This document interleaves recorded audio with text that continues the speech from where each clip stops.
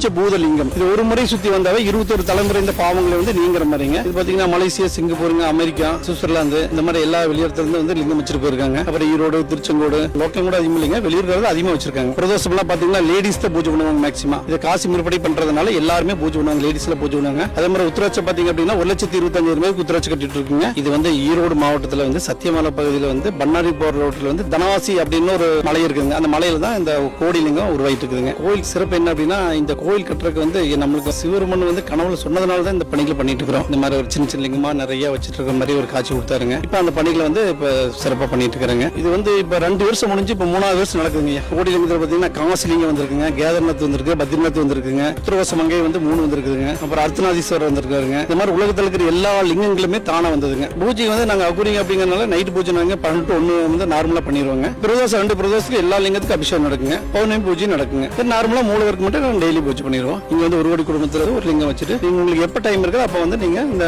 பூஜை பண்ணிட்டு போலாங்க. அது வரல நாங்க எங்க பராமரிப்பு பாத்துக்குவோம்.